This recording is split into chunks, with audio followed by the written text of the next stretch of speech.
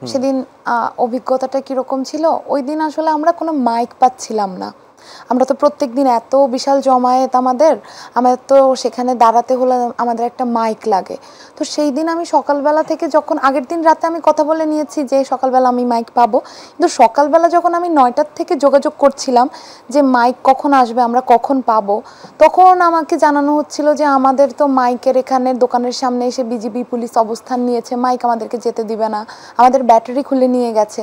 তো আমি অপেক্ষা করছিলাম যে তাহলে মাইকটা আসলে আমি মাইকটার গাড়িতে করে আমি আমার ক্যাম্পাসে চলে আসবো, ইস্ট ওয়েস্টে, যে রামপুরা জোনটাতে, রামপুরা ব্রিজে চলে আসবো। তো তখন হচ্ছে আমি যখন পাচ্ছিলাম না, ওইদিকে আমি খবর পাচ্ছি আমাদের গ্রুপগুলোতে দেখতে পাচ্ছি যে আমাদের স্টুডেন্টরা হচ্ছে ইস্ট ওয়েস্টে যারা আছে প্রায় 200 জনের মতো জমায়েত 10টার আগেই সেদিন হয়ে গেছে। তো সকালবেলা আমি এটা শুনতে পারলাম এবং আমার মনে আছে তখন বোধহয় 10টার কিছুক্ষণ পরে আমি শুনতে পাই আমাদের গ্রুপগুলোতে যে ব্র্যাকের সামনে হচ্ছে হামলা হয়েছে। তখন আমি আমাদের স্টুডেন্টদেরকে বললাম যে আমরা হচ্ছে আমাদের এখানে একটা অংশ অবশ্যই ব্র্যাকের সামনে যাওয়া উচিত, আমরা হচ্ছে ওইদিকে মুভ করি, ওখানে কি হচ্ছে আমাদের গিয়ে দেখা উচিত, ওদেরকে আমার প্রোটেক্ট করা উচিত। তো আমি যখন রামপুরা ব্রিজে এসে পৌঁছে আমি তখন দেখছি পুলিশ গুলি করছে, মানে আমি তখন রামপুরা ব্রিজে আর ঢুকতেই পারছি না। তখন শিক্ষার্থী এবং পুলিশের যে মুখোমুখি অবস্থান সেটা অলরেডি শুরু হয়ে গেছে এবং পুলিশ তখনই আমি দেখতে পাচ্ছি যে শুট করছে, আমি গুলির শব্দ শুনতে পাচ্ছি, আওয়াজ শুনতে পাচ্ছি। সবাই সবার মতো আমাদের প্রোগ্রাম শুরু হবার কথা ছিল সকাল 10টায়, তো সেই জায়গা থেকে তো আমাদের জমায়েত ছিলই, কিন্তু যখন আমরা দেখতে পারলাম পুলিশ এর মধ্যে এসে ব্র্যাকের সামনে হামলা শুরু করেছে, টিয়ার গ্যাস মারা শুরু করেছে, ফাঁকা গুলি বলেন বা ডিরেক্ট আমি শুনতে পেয়েছি সেদিন সরাসরি তারা বুলেটই ছুড়েছে, ছোড়রা গুলি ছিল না সেটা। তো সেই জায়গা থেকে আমিও ঢুকতে পারছিলাম না। তো প্রাথমিকভাবে 18 তারিখে ব্র্যাকের সামনে তারা তো আন্দোলনকারীদেরকে ছত্রভঙ্গ করে দেয়, তখন কিছুক্ষণের জন্য সেটা বন্ধ ছিল, এই যে আমাদের মুভমেন্ট, আমাদের অবস্থান কর্মসূচি সেটা কিছুক্ষণের জন্য বন্ধ ছিল।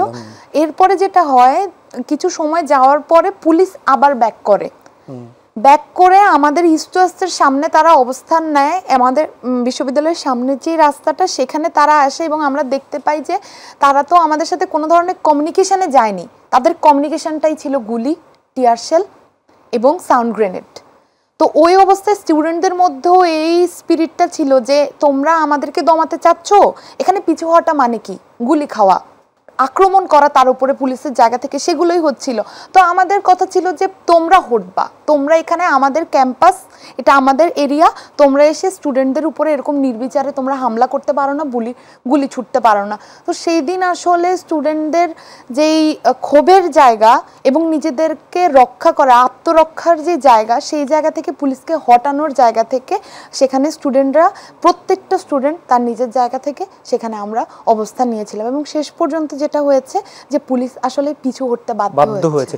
আমরা তো ভয়ের মধ্যে ছিলাম প্রতিনিয়ত, এবং আমি যে এলাকায় ছিলাম বা আমাদের বিশ্ববিদ্যালয়ের সংশ্লিষ্ট যে এরিয়াগুলো ছিল, রামপুরা, বনশ্রী, আফতাবনগর, এখানে আমি প্রত্যেক দিনই খোঁজ পেয়েছি যে রেইড হচ্ছে, বাসার নিচে এসে পুলিশ দাঁড়িয়ে রয়েছে। এটা কিন্তু শুধু যে ছেলেদের মেস কেন্দ্রিক ছিল বিষয়টা এরকম না, মেয়েদের মেসগুলোতেও পুলিশ গিয়ে ওই বাসার যে কর্তৃপক্ষ বা যে বাড়িওয়ালা তারা বলেছে যে এখানে আমরা ফ্যামিলি বাসায় থাকি, এখানে মেয়েদের মেস নেই। যারা যেইসব জায়গাগুলোতে ছেলেদের মেস ছিল ওইখানের বাড়িওয়ালারা বলেছে আমরা সবাই ফ্যামিলি, এখানে কোনো স্টুডেন্ট থাকে না। বাড়িওয়ালারা অনেক সহযোগিতা করেছে এবং আমি যেখানে ছিলাম শান্তিনগরে সেখানেও রেইড পড়েছে।